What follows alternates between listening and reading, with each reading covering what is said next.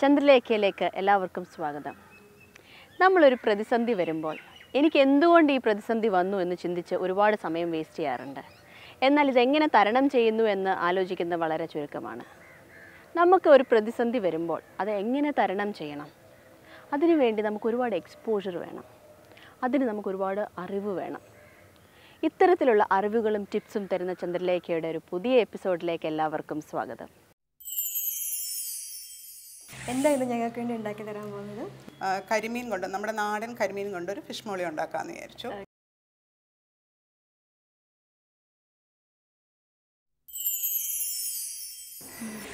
കുട്ടികളിൽ പ്രത്യേകിച്ച് തീരെ കുഞ്ഞ് കുട്ടികളിൽ ബേബീസിൽ പ്രീമച്വർ ബേബീസിലൊക്കെ ഓപ്പറേഷൻ ചെയ്യുമ്പോൾ അതൊരു പീഡിയാട്രിക് സർജറി ഉള്ള സെൻറ്ററിൽ തന്നെ ചെയ്തിരിക്കണം. നമ്മുടെ ഈ തിരക്കേറിയ ജീവിതത്തിൽ തേങ്ങ അരച്ചൊരു കറി ഉണ്ടാക്കണമെങ്കിൽ അപ്പം തന്നെ തേങ്ങ തിരുമ്മിയെടുക്കുന്നത് അത്ര എളുപ്പമല്ല.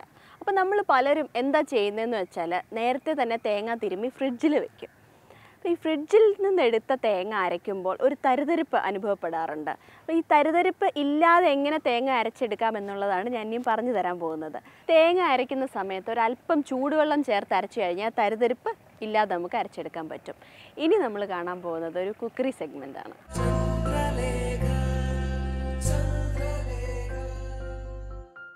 ഭക്ഷണകാര്യങ്ങൾ നമ്മൾ എത്ര ശ്രദ്ധിച്ചാലും നമ്മുടെ മുന്നിൽ ഈ സ്വാദിഷ്ടമായ വിഭവങ്ങളൊക്കെ ഇരിക്കുമ്പോൾ നമ്മൾ അതിനെക്കുറിച്ചൊക്കെ മറന്നു പോകും. മനുഷ്യരെ കഷ്ടപ്പെടുന്നതിൻ്റെ ബേസിക് നീഡ് തന്നെ ഭക്ഷണമാണല്ലോ. എങ്കിലും നമ്മൾ ഈ ആരോഗ്യത്തെ കുറച്ചൊന്ന് ശ്രദ്ധിച്ചാൽ മരിക്കുന്നിടം വരെ നമുക്ക് ഈ സ്വാദിഷ്ടമായ എല്ലാ വിഭവങ്ങളും കഴിക്കാം. ഇന്ന് ഞങ്ങൾ നിങ്ങളുടെ മുന്നിൽ എത്തിയിരിക്കുന്നത് നിങ്ങൾക്ക് തീർച്ചയായിട്ടും ഇഷ്ടപ്പെടുന്ന ഒരു അത്യഗ്രൻ ഡിഷുമായിട്ടാണ്. ഇത് നമുക്ക് പരിചയപ്പെടുത്തി തരുന്നത് മിസ്സസ് നിസ ജോജിയാണ്. നമുക്ക് ചേച്ചിയെ പരിചയപ്പെടാം. ഹലോ ചേച്ചി. ഹായ്. എന്തായാലും ഞങ്ങൾക്ക് വേണ്ടി ഉണ്ടാക്കി തരാൻ പോകുന്നത് കരിമീൻ കൊണ്ട്, നമ്മുടെ നാടൻ കരിമീൻ കൊണ്ട് ഒരു ഫിഷ് മോളി ഉണ്ടാക്കാമെന്ന് വിചാരിച്ചു. അപ്പോൾ സാധാരണ ഫിഷ് മോളിയിൽ നിന്ന് കുറച്ച് വ്യത്യാസമുണ്ട്, കുറച്ച് സ്പൈസസ് ഒക്കെ ഞാൻ എക്സ്ട്രാ ആഡ് ചെയ്യുന്നുണ്ട്. ഓക്കെ, അപ്പം സംതിങ് ഡിഫറെൻ്റ് ആയിട്ടൊരു ഫിഷ് മോളിയാണ് ഉണ്ടാക്കാൻ പോകുന്നത് അല്ലേ? അതെ, ട്രൈ നോക്കാം നമുക്ക്. ശരി ശരി. അപ്പം ആദ്യം നമ്മൾ അടുപ്പ് കത്തിച്ചു. അപ്പോൾ പാത്രം നന്നായിട്ട് ചൂടായിട്ടുണ്ട്.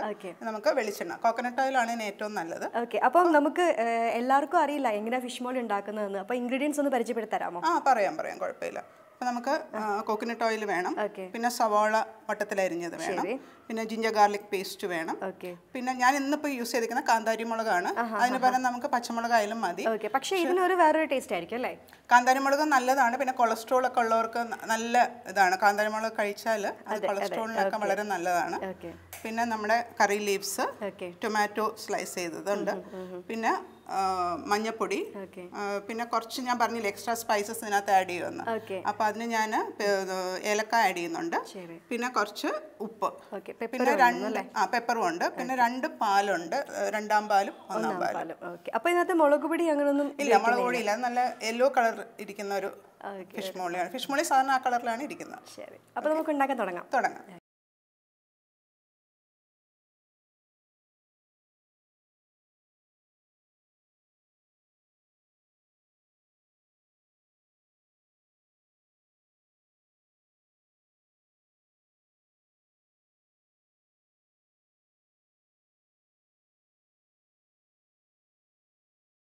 അപ്പോൾ അടുപ്പ് നന്നായിട്ട് ചൂടായിട്ടുണ്ട്. നമുക്ക് ആദ്യം വെളിച്ചെണ്ണ ഒഴിക്കാം. ശരി.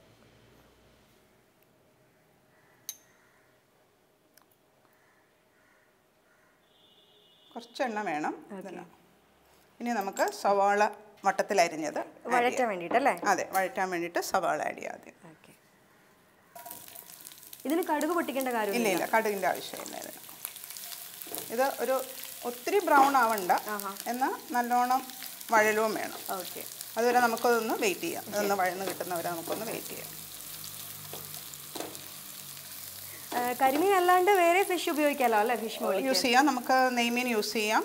ഏറ്റവും നല്ലത് നെയ്മീനും കരിമീനുമാണ്. പ്രത്യേകിച്ച് നമുക്ക് കേരളത്തിലെ ഏറ്റവും നല്ല ഫിഷ് ആഗോലി, അത് യൂസ് ചെയ്യാം. ഏത് ഫിഷ് വെച്ച് വേണമെങ്കിലും ചെയ്യാം. കുറച്ച് വലിപ്പമുള്ള ഫിഷ് എല്ലാം യൂസ് ചെയ്യാൻ തോന്നുന്നു. അതെ, പിന്നെ നമ്മൾ കുറച്ച് കൂടുതൽ ക്വാണ്ടിറ്റി വെക്കുവാണെങ്കിൽ അതൊന്ന് ഫ്രൈ ചെയ്തിട്ട് യൂസ് ചെയ്യുകയാണെങ്കിൽ കരിമീൻ അല്ലെങ്കിൽ പൊടിഞ്ഞു പോകും. അതെ, കരിമീനല്ല, ഏത് മീനാണെങ്കിലും ഒന്ന് ഫ്രൈ ചെയ്ത്. അപ്പം നമ്മൾ അതിനകത്ത് കുറച്ച്, ഇപ്പം ഞാനത് പ്ലെയിൻ ആയിട്ടാണ് ചേർക്കുന്നത്. അതല്ലെങ്കിൽ നമ്മളിപ്പോൾ അതിനകത്ത് കുറച്ചൊരു ഉപ്പും മഞ്ഞപ്പൊടിയും പരട്ടി തട്ടി ഒരു ഹാഫ് ആൻ അവർ വെച്ചിട്ട് ജസ്റ്റ് ഒന്ന് എണ്ണയിൽ തിരിച്ചു മറിച്ചിട്ടൊന്ന് ഫ്രൈ ചെയ്തിട്ട് വേണ്ട ഷാലോ ഫ്രൈ ചെയ്തിട്ട് ഒരു 2 സൈഡിന് ലൈറ്റായിട്ടൊന്ന് ബ്രൗൺ ആക്കിയിട്ട് ഫിഷ് മോളി വെക്കുകയാണെങ്കിൽ അപ്പോൾ ഒട്ടും പൊടിയത്തില്ല. പിന്നെ വേറൊരു കാര്യം ശ്രദ്ധിക്കേണ്ടത്, നമ്മളിപ്പം ഫിഷ് ഇങ്ങനെ ഒത്തിരി അടുക്കി വെക്കാനുള്ള നമ്മൾ യൂസ് ചെയ്യുന്ന പാത്രം കുറച്ച് പരന്ന പാത്രമായിരിക്കണം. അപ്പം നമ്മൾ ഫിഷ് സ്ലൈസസ് നന്നായിട്ട് നികന്ന് കിടക്കുന്ന വിധത്തിലുള്ള പാത്രമാണെങ്കിൽ ഒട്ടും പൊടിയാതെ നമുക്ക് ഫിഷ് മോളി ഉണ്ടാക്കാൻ പറ്റും. ഇതിൻ്റെ കൂടെ നമുക്ക് വേണമെങ്കിൽ ഏലക്ക ആഡ് ചെയ്യാം. 2-3 പീസ് ഏലക്ക.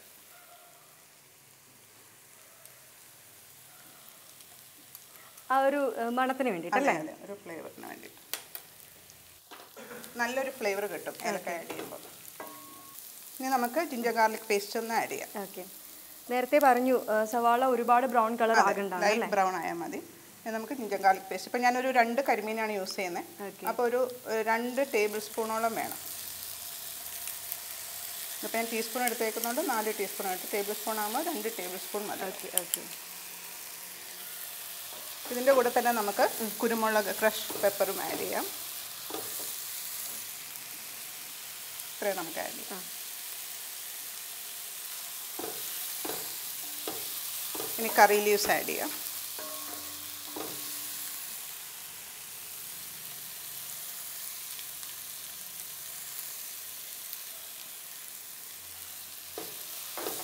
ആ കറി ലീവ്സിന് നല്ലൊരു ഫ്ലേവർ വരുന്നുണ്ട്. ഇതൊന്ന് വഴന്ന് കിട്ടണം. ജിഞ്ചർ ഗാർലിക് പേസ്റ്റിൻ്റെ ആ പച്ചച്ചൊവയൊന്ന് മാറുന്നവരെ നമുക്കൊന്ന് വഴറ്റിയെടുക്കാം. സാധാരണ ഫിഷ് കറിക്കുള്ള എന്താണ് മഞ്ഞൾപ്പൊടി, മുളക് പൊടി അതിനൊക്കെ വിപരീതമായിട്ട് നമ്മൾ ഏലക്ക അതുപോലെ പെപ്പർ, മഞ്ഞൾപ്പൊടി കുറച്ച് ചേർക്കുന്നുണ്ട് നമ്മൾ. അതിൻ്റെ അല്ലെങ്കിൽ ഒരു പ്ലെയിൻ വൈറ്റ് ആയിട്ടിരിക്കും. അപ്പോൾ ഒരു സ്ലൈറ്റ് യെല്ലോ കളർ വേണം, എന്നാലേ ആ ഫിഷിനൊരു ഭംഗി ഉണ്ടാവുള്ളൂ. അപ്പോൾ നമ്മൾ കുറച്ച് മഞ്ഞൾപ്പൊടി ചേർക്കും. ഇതൊന്ന് വഴന്ന് കഴിഞ്ഞിട്ട് മഞ്ഞൾപ്പൊടി ചേർക്കണം. അപ്പോൾ നമുക്ക് മഞ്ഞൾപ്പൊടി ചേർക്കാം. കുറച്ച് മതി തോന്നുന്നു അല്ലേ? അതെ, കുറച്ച് മതി.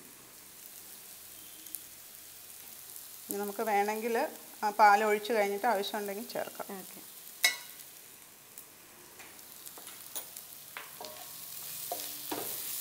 ഇതിപ്പോൾ എല്ലാം നന്നായിട്ട് വഴന്നു. ഇനി നമുക്ക് 2ാം പാൽ ആഡ് ചെയ്യാം. തേങ്ങയുടെ 2ാം പാൽ ആഡ് ചെയ്യാം. ഇതിപ്പോൾ നമ്മുടെ ആവശ്യത്തിനനുസരിച്ച് ചേർക്കാം. അതായത് കുറച്ച് ഗ്രേവി കൂടുതൽ വേണമെങ്കിൽ നമുക്ക് കുറച്ച് കൂടുതൽ യൂസ് ചെയ്യാം. അതല്ല ഇങ്ങനെ പരണ്ടിരിക്കുന്നതാണെങ്കിൽ അത്രയും കുറച്ച് ആഡ് ചെയ്താൽ മതി. അത് നമ്മുടെ ഇഷ്ടത്തിന്.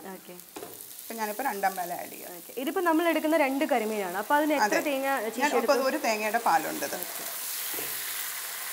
ഇത് പിന്നെ ഒന്ന് കുക്കായി വരുമ്പോൾ കുറച്ചൊന്ന് പറ്റും. പിന്നെ നമുക്ക് തലപ്പാൽ ആഡ് ചെയ്യാനുള്ളതാണ്. അപ്പോൾ നമുക്ക് കുറച്ചും കൂടെ ആഡ് ചെയ്യാം. അതിനിടയ്ക്ക് ഈ തേങ്ങാപ്പാൽ ഇങ്ങനെ ഒഴിച്ച് ചൂടാക്കുമ്പം കറിക്ക് വേറെ എന്തെങ്കിലും മാറ്റം വരുമോ? ഇല്ല, അത് ലാസ്റ്റ് തലപ്പാൽ ആഡ് ചെയ്യുമ്പോൾ മാത്രം ശ്രദ്ധിച്ചാൽ മതി. തലപ്പാൽ ആഡ് ചെയ്തിട്ട് തിളച്ച് തുളുമ്പരുത്. തിള വരുമ്പോഴത്തേക്കും നമ്മൾ ഓഫ് ചെയ്യണം. ഇനി നമുക്ക് ഇതിനകത്തോട്ട് കുറച്ചും കൂടെ ഉപ്പ് ആഡ് ചെയ്യാം. അപ്പം ഞാൻ മീനിന് ഉപ്പൊന്നും ചേർത്തിട്ടില്ല. അപ്പോൾ നമുക്ക് ഈ ഉപ്പ് മുഴുവൻ ഇടാം. ഇനി നമുക്ക് മീനിടാം. ഇനി ഒന്ന് തീ ഒന്ന് കുറച്ചിടണം. നന്നായിട്ട് തിളച്ചു. ഇനി നമുക്ക് ആ മീൻ കഷ്ണം ഇതിനകത്തോട്ട് ഇടാം. നമ്മുടെ പ്രധാനപ്പെട്ട ആള് അല്ലേ? അതെ. 2 കരിമീനാണ് നമ്മൾ ഇതിന് യൂസ് ചെയ്യുന്നത്. അതെ, ഇതിനിപ്പോൾ നമ്മൾ 2 കരിമീനാണ് യൂസ് ചെയ്യുന്നത്.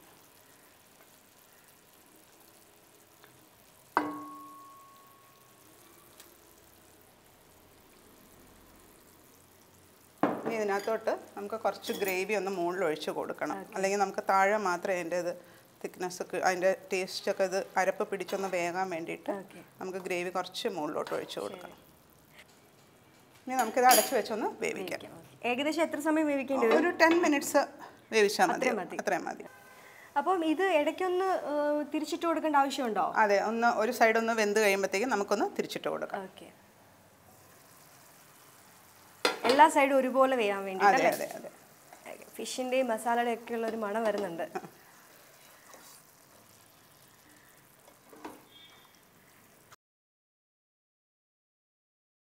ഇനി ഒരു 5 മിനിറ്റും കൂടെ നമ്മളിതൊന്ന് കുക്ക് ചെയ്താൽ മതി. അതെ. ഇനി നമുക്ക് 2 ഇൻഗ്രീഡിയൻസും കൂടെ ആഡ് ചെയ്യാനുണ്ട്. അത് നമുക്ക് ആഡ് ചെയ്യാം. ശരി, അത് ഏതൊക്കെയാണ് ചേച്ചി? അത് നമ്മൾ കാന്താരി മുളക് നേരത്തെ ചേർത്തില്ല. അപ്പോൾ കാന്താരി മുളക് ചേർക്കണം. ഓക്കെ.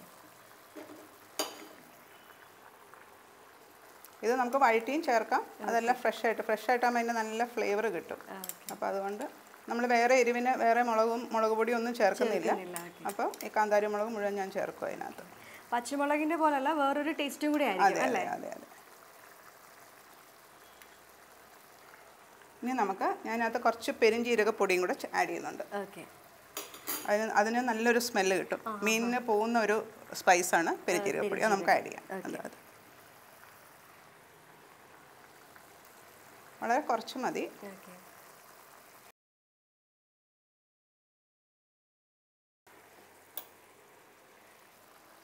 ഇനി നമുക്ക് ഫൈനലായിട്ട് തക്കാളിയും കൂടെ ആഡ് ചെയ്തിട്ട്, നമ്മുടെ തക്കാളി സ്ലൈസ് ചെയ്ത് വെച്ചിട്ടുണ്ട്. അതെ, തക്കാളി സ്ലൈസ് ചെയ്ത് വെച്ചിട്ടുണ്ട്. എത്ര തക്കാളി എടുത്തു? ഇതിപ്പോൾ 2 തക്കാളി ഉണ്ട്. നമ്മൾ വേറെ പുളിക്ക് വേറെ ഒന്നും ചേർക്കുന്നില്ല. ചിലർക്ക് തക്കാളി അധികം കഴിക്കുന്നത് ഇഷ്ടമുണ്ടായിരിക്കില്ല. അപ്പോൾ അതിന് വിനീഗർ ആഡ് ചെയ്താൽ മതി. അത് ഫൈനലായിട്ട് നമ്മൾ കുക്ക് ചെയ്ത് കഴിഞ്ഞിട്ട് തീ ഓഫ് ചെയ്തിട്ട് കുറച്ച് വിനീഗർ അതിൻ്റെ മുകളിൽ ഒഴിച്ചാൽ മതി. അപ്പം അങ്ങനെ ഇഷ്ടമില്ലാത്തവർക്ക് അത് കഴിക്കാം, കുഴപ്പമില്ല.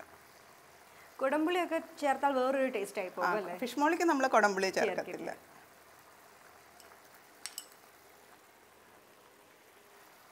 അപ്പോൾ നമ്മൾ ഉള്ള ഇൻഗ്രീഡിയൻസ് എല്ലാം ആഡ് ചെയ്തു. നമുക്കത് ഫിനിഷ് ചെയ്യാനായിട്ട് തലപ്പാലും കൂടെ ആഡ് ചെയ്തിട്ട് എടുത്താൽ മതി. ഓക്കെ, ശരി. അത് നമുക്കിപ്പോൾ ആഡ് ചെയ്യാം. ഓക്കെ, അപ്പോൾ പരിപാടി എല്ലാം കഴിഞ്ഞു. അതെ. ഞാൻ കുറച്ച് നല്ല തിക്കായിട്ട് തേങ്ങാപ്പാൽ എടുത്തേക്കുന്നത്. ഓക്കെ. ഈ തലപ്പാൽ ആഡ് ചെയ്ത് കഴിഞ്ഞിട്ട് പിന്നെ അധികം തിളയ്ക്കണ്ട. ഓക്കെ. ഇപ്പോൾ തന്നെ നമുക്ക് ഓഫ് ചെയ്യാം.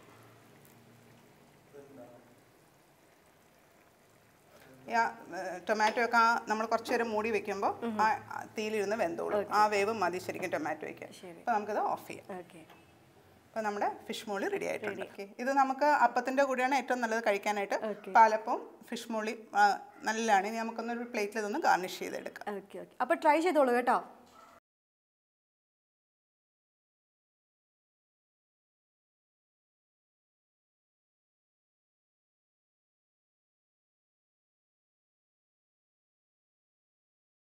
നമ്മുടെ ഫിഷ് മോളി റെഡി ആയിട്ടുണ്ട്. ഓക്കെ, കണ്ടില്ലേ എത്ര നന്നായിട്ടാണ് മാം നമുക്ക് വേണ്ടി ഇത് ഉണ്ടാക്കി തന്നതെന്ന്. കണ്ടപ്പോൾ തന്നെ ശരിക്കും പറഞ്ഞാൽ കഴിക്കാൻ തോന്നുന്നുണ്ട്. അപ്പം നിങ്ങളും തീർച്ചയായിട്ടും ഇത് ട്രൈ ചെയ്യുക. നമുക്കിത് ഉണ്ടാക്കി തന്നത് നിസ ജോജി മാം ആണ്. Ma'am, thank you so much. Thank U.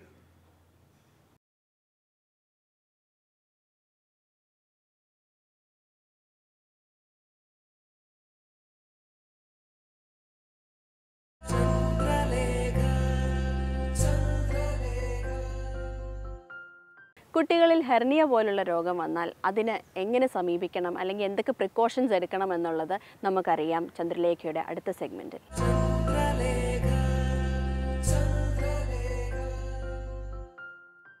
നമസ്കാരം. നമ്മുടെ ഭൂമിയിലേക്ക് പിറന്നു വീഴുന്ന മാലാഖ കുഞ്ഞുങ്ങളെ പോലെയുള്ള നവജാത ശിശുക്കൾ അവർ നല്ല അഴകും ആരോഗ്യത്തോടെയും ഇരിക്കണമെങ്കിൽ നല്ല കരുതലും പരിചരണവും അവർക്ക് ആവശ്യമുണ്ട്. നവജാത ശിശുക്കളിലെ ഹെർണിയ, അവയ്ക്കുള്ള പരിഹാരങ്ങൾ, ഓപ്പറേഷൻ എന്നിവയെക്കുറിച്ച് കൂടുതലായി അറിയാം.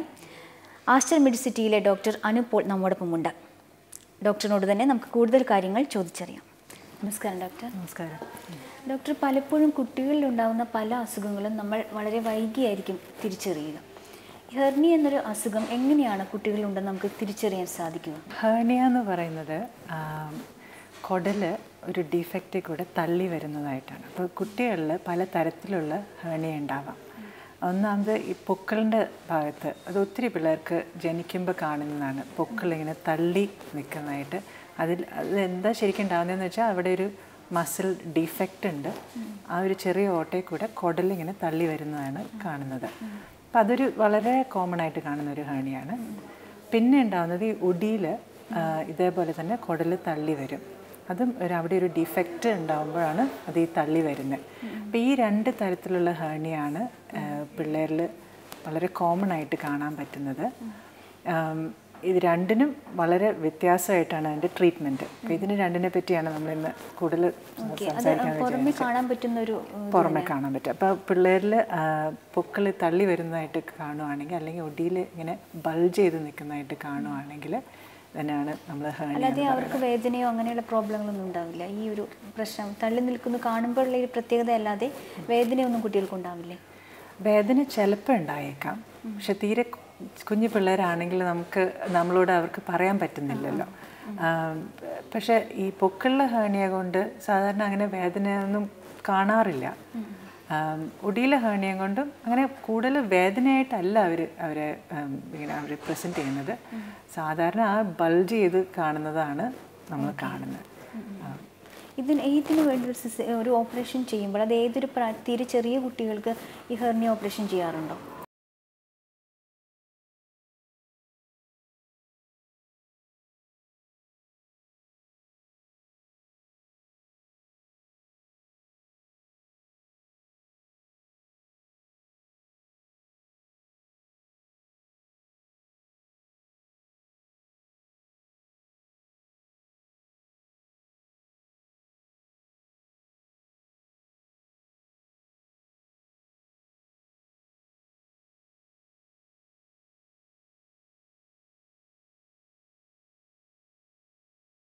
അവരുടെ പൊക്കൾ ഇങ്ങനെ ബൾജ് ചെയ്ത് നിൽക്കുന്നുണ്ടെങ്കിൽ ബാക്കി പിള്ളേർ കളിയാക്കും എന്നൊക്കെ വിചാരിച്ചിട്ടാണ് അത് ചെയ്യുന്നത്. അപ്പം അത് ഒരു ഓപ്പറേഷൻ ചെയ്തില്ലെങ്കിലും പ്രോബ്ലം ഇല്ല. ചിലർക്ക് പ്രോബ്ലം വരാം. നമ്മൾ നേരത്തെ പറഞ്ഞ പോലെ ചിലർക്ക് വേദന വരാം. പിന്നെ ഉള്ളത് വളരെ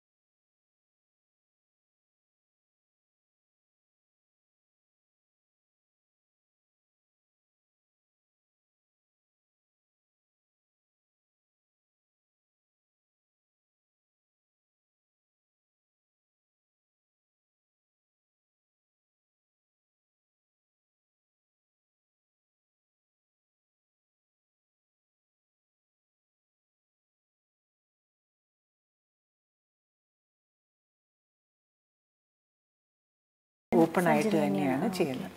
കീഹോളായിട്ട് ചെയ്യുന്നതുകൊണ്ട് ആകെ ഒരു അഡ്വാൻറ്റേജേ ഉള്ളൂ. നമ്മൾ ഉള്ളിൽ ഒരു ക്യാമറ ഇട്ട് നോക്കിയിട്ടാണ് ഈ ഓപ്പറേഷൻ ചെയ്യുക. അപ്പം മറ്റേ സൈഡും കൂടെ നമുക്ക് കാണാൻ പറ്റും. മറ്റേ സൈഡിലും കൂടെ ഹേർണിയ വരാനുള്ള സാധ്യത ഉണ്ടോ എന്ന് കാണാം. ആ ഒരു അഡ്വാൻറ്റേജേ ഉള്ളൂ.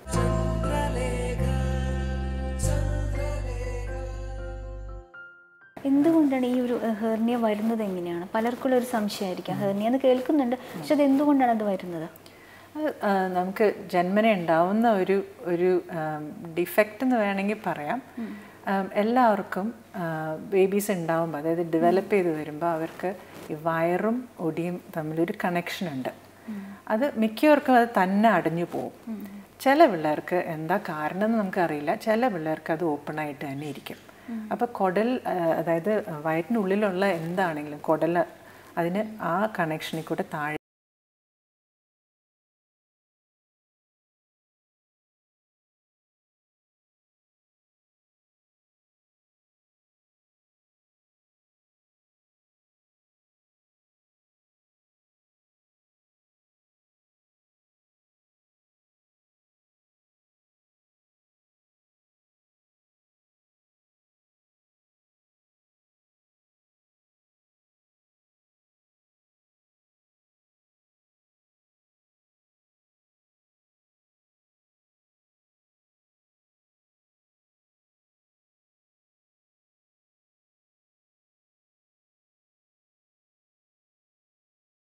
ചെയ്യാൻ എന്തുകൊണ്ടാണ് ചെയ്യണമെന്ന് നിർബന്ധിച്ച് പറയുന്നതെന്ന് വെച്ചാൽ അതിൽ കുടൽ വന്ന് ട്രാപ്ഡ് ആവാനുള്ള സാധ്യതയുണ്ട്. അതായത് കുടൽ സ്റ്റക്കായി കഴിഞ്ഞാൽ പിന്നെ അതൊരു എമർജൻസി ആയി.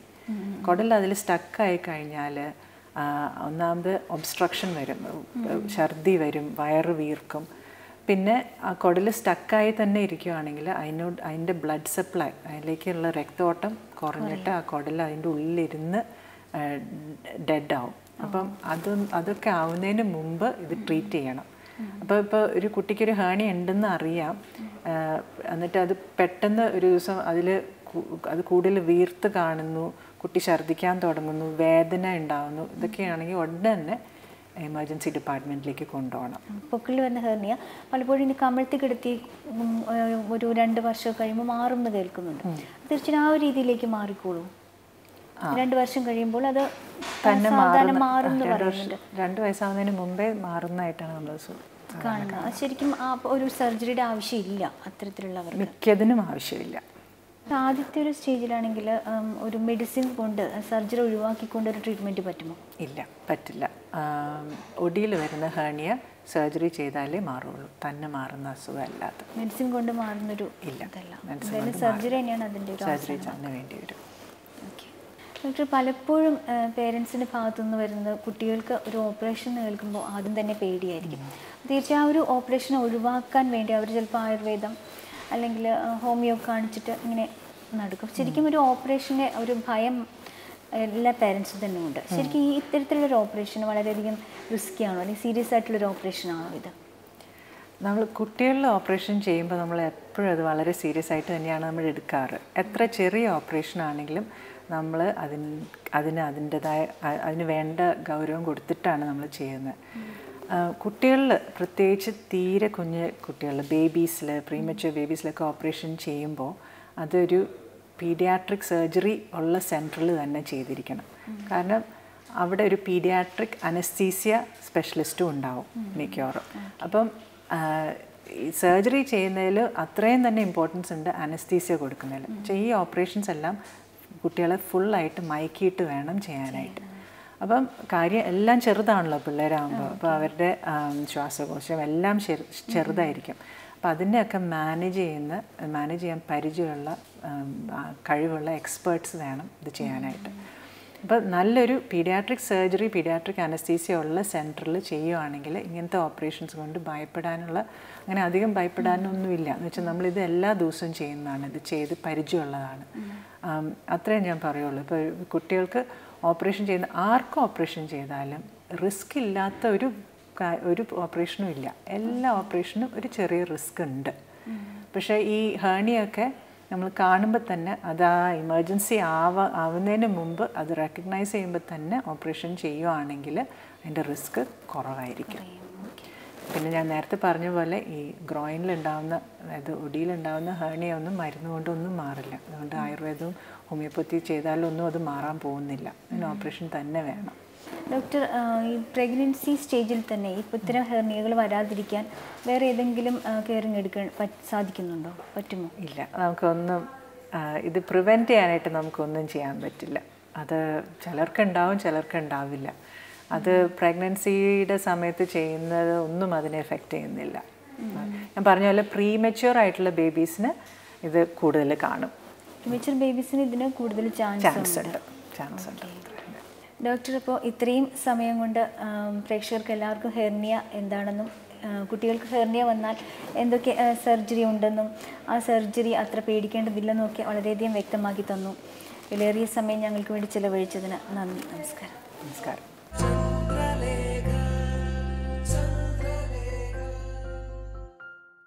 ചന്ദ്രലേഖയുടെ ഇന്നത്തെ എപ്പിസോഡ് എല്ലാവർക്കും ഇഷ്ടമായെന്ന് പ്രതീക്ഷിക്കുന്നു. നിങ്ങൾ കാണാൻ ആഗ്രഹിക്കുന്ന സെഗ്മെൻറ്റ്സ് ഞങ്ങളെ എഴുതി അറിയിക്കുക. നിങ്ങളുടെ വിലയേറിയ നിർദ്ദേശങ്ങളും അഭിപ്രായങ്ങളും ഞങ്ങൾക്ക് വളരെ അത്യാവശ്യമാണ്. വീണ്ടും അടുത്ത എപ്പിസോഡിൽ കാണാം.